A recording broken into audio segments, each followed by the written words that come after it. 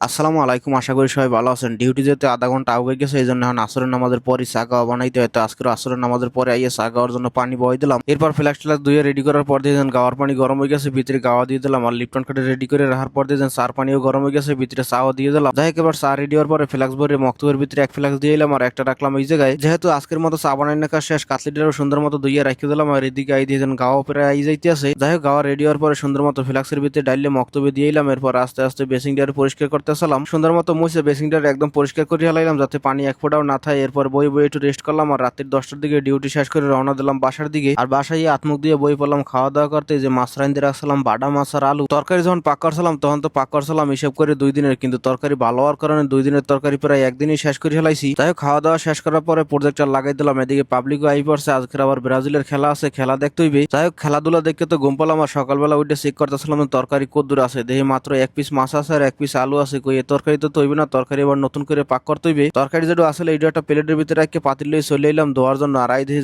মাশাআল্লাহ বাসায় তো পানিই নাই। যাই হোক, বোতলের পানি দিয়ে মুরগির মাংস ভিজে দিলাম। ওই যে শুক্রবার আনছিলাম এইটা। আর এদিকে আনোয়ার বাইরে তার আবার 2 পিস লাউ আনাইছিলাম শুক্রবার, হে ক্ষুদ্রাই গেছে হের দ্বারা। যেহেতু মুরগিও আনছিলাম আর লাউ আছে, তো চিন্তা করলাম যে অনেকদিন হয়েছে লাউ আর মুরগি খাই না, আজকে লাউ মুরগিটাই পাক করি। তাই লাউ দুইটা সুন্দর মতো সিলাইয়া গোল গোল করে কাটিয়ে লাইলাম মাংসের ভিতরে দেওয়ার জন্য। আর লাউ কাটার কাজ শেষ করে মুরগির মাংস যা ভিজেই রাখছিলাম এও দিয়ে নরম হয়ে গেছে। এরপর এগুলো আস্তে আস্তে করে ছোট ছোট টুকরা করিয়ে লাইলাম। আর এদিকে সবকিছু কাটে কুটে গুছ করার পরও দেখেন পানি আহে নাই, কি করা যাবে। বোতলের পানি দিয়ে সুন্দর মতো ধোয়া শুরু করলাম। পানির আশায় যদি বই থাই তাহলে আজকে আর পাক করা লাগবে না আর খাওয়া লাগবে না। এদিকে 12টা প্রায় বাজে যাইতে আছে, ডিউটি যাওয়ার সময় হয়ে যাইতে আছে। যাই হোক, বোতলের পানি দিয়ে সুন্দর মতো মাংস কপিস ধুইয়া হলুদ মাখাই হেলাইলাম, কারণ মাংস ভাজি করতে হবে। এই মাংস একটু নরম আছে, মাংস যদি ভাজি করে না দিই তাহলে লাউয়ের ভিতরে দিলে মাংস একদম গলিয়ে যাইবে না। এই জন্য চিন্তা করলাম যে অল্প করে ভাজি করে দেই। মাংস কপিস করার ভিতরে বয় দিয়ে আস্তে আস্তে ভাজি হইতে হোক। আর আমি লইয়ে চলে এলাম আদা রসুন ব্লেন্ডার করার জন্য রুমের ভিতরে। আর আদা রসুন ব্লেন্ডার করে যাওয়ার পর দেখেন মাংস মোটামুটি আকার শক্ত হয়ে গেছে, শুরু করে দিলাম পাক শাকের কাজ। পেঁয়াজ মরিচ দিয়ে সুন্দর মতো কষাই হেলাইলাম। এরপর গুঁড়ো মশলা মিক্স মশলা সবকিছু দিয়ে সুন্দর মতো কষাই হেলাইলাম। এরপর ভিতরে মাংস যা বাজ্যে রাখছিলাম হইয়ে দিয়ে আর এক ফির কষাই হেলাইলাম। এরপর ভিতরে দিয়ে দিলাম লাউ। আর সবকিছু দেওয়ার পর দেখি মাশাআল্লাহ পাতিল তো ফুল হয়ে গেছে। এই পাতিলের ভিতরে আমাইবে না, পাতিল চেঞ্জ করতে হবে। বাসায় দিয়ে বড় একটা পাতিল লইলাম। বড় পাতিল কইলে ভুল হবে, এটা একটু মিডিয়াম সাইজের আর এটা একটু খাড়া আছে, যার জন্য এটার ভিতরে আমাইবে না। যাই হোক, পাতিলটা সুন্দর মতো ধুইয়া লাউর তরকারি চেঞ্জ করে দিয়ে দিলাম। তরকারি বেশি হওয়ার কারণে পাতিল তো নিজে লাগা শুরু করে দিয়েছিল, কারণ লাড়া দিতে পারতেছিলাম না। যাই হোক, সবকিছু সুন্দর মতো বসাই দিলাম, পানি পুনি কোনো কিছুই দিলাম না। আস্তে আস্তে লাউয়ের পানি বাইরিবে না। এখন এদিকে আমার এখন পর্যন্ত আবার ভাত বয় নয় না, তাড়াতাড়ি করে 2 কাপ চাল লইলাম আর সুন্দর করে ধুইয়ে বয় দিলাম। এদিকে দেখি লাউয়ের ভিতরে দিয়ে পানি বেরিয়ে সেই পানি টাইনিও গেছে। এরপর সুন্দর করে জল বানাই দিয়ে দিলাম। আর কই এখন আস্তে আস্তে যাই গোসলটা দিয়েহি। আর গোসল টোসল দিয়ে সুন্দর মতো তেল পানি মাথায় দিয়ে এরপর দেখি পানির তৃষ্ণা লাগিয়ে গেছে, কায়দার রকমের একটু পানি খাইলাম বইয়া। এরপর কই যাই দেখি লাউয়ের কি পরিস্থিতি। আই দেখি মাশাআল্লাহ জল টল টাইনি একদম সুন্দর হয়ে গেছে। এরপর তরকারি এনে বই পড়লাম খাওয়া দাওয়া করতে। প্রথমে 1 পিস মাছ যা আসলে এটা দিয়ে খাইলাম, এরপর পরে আবার লাউয়ের তরকারিও লইলাম। আর মাশাআল্লাহ লাউ আর মুরগির যা স্বাদ হয়েছে কোনো বাইলি কইয়ে বোঝানো যাইবে না।